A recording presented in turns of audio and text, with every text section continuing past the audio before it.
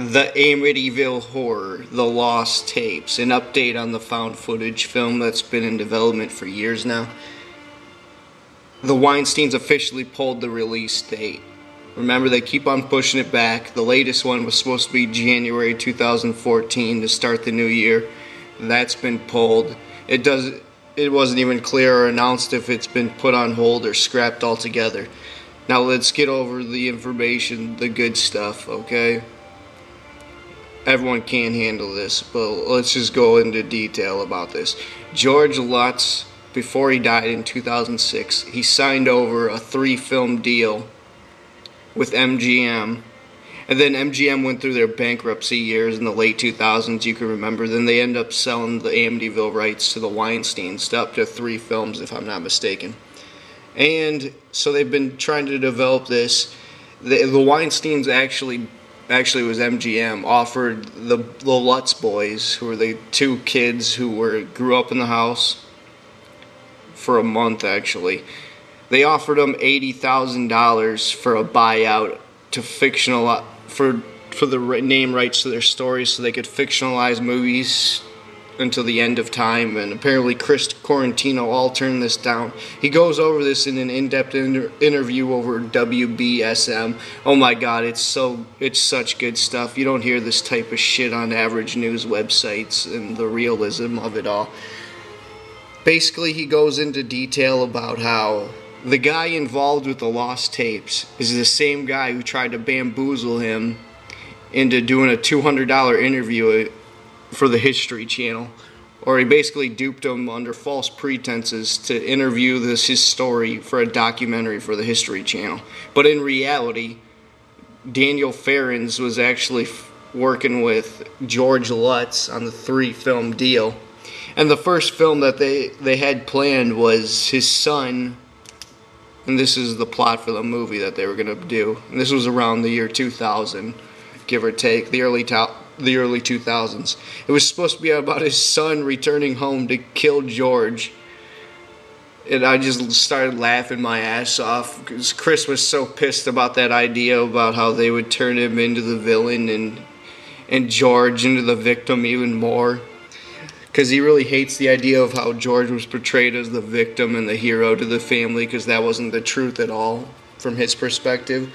But that's a whole nother video to get into. Go to Villain Radio for the Amityville Archives that I'm doing, a series where I'm talking about each different subject to do with the DeFeo case, to do with the Lutz case, to do with the whole franchise. But back onto the Lost Tapes movie. So, the Weinsteins, man, they're fucking hilarious. Basically, Daniel Lutz, who did My Amityville Horror, whatever he says they could use in movies now to add to the Amityville franchise. And he did the Amityville Horror, where he did an hour and a half long interview movie, documentary style, done by Eric Walter, if I'm not mistaken. You could see that on Netflix. Anyway, he sold his rights for $80,000. I heard it was apparently up to $170,000. Chris Quaratino says he flatly turned it down.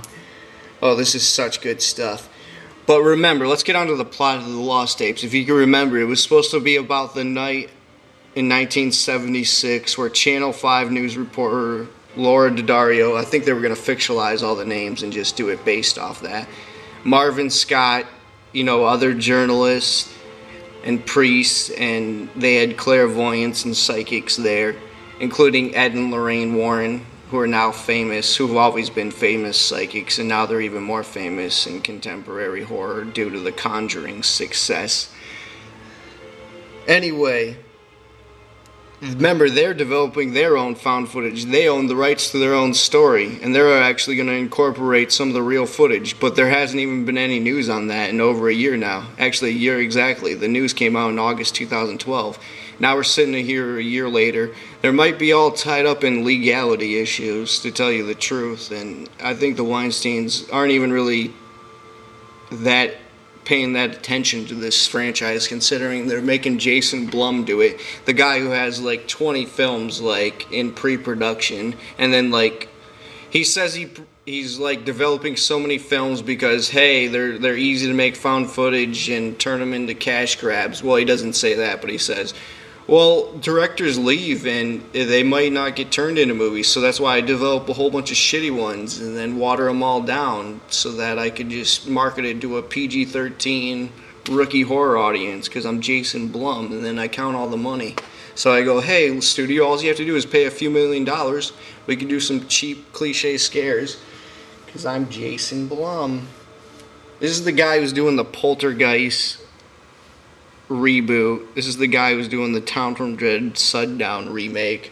Alright, all this information is way too much for you. I'll get into a lot more of it. And David Farrands is the guy who did Halloween 6, and he's known for doing a lot of documentaries, including his name was Jason, because I thought his name was Carl. He also did, what did he do? He did an Amityville one, Amityville or Hoax.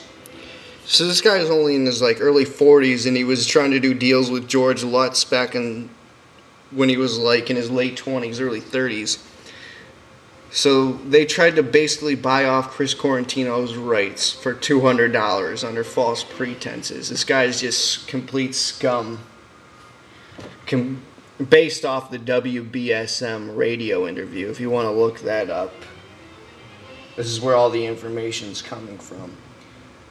So let me go over all this. Let me see if I got it all. I think I did.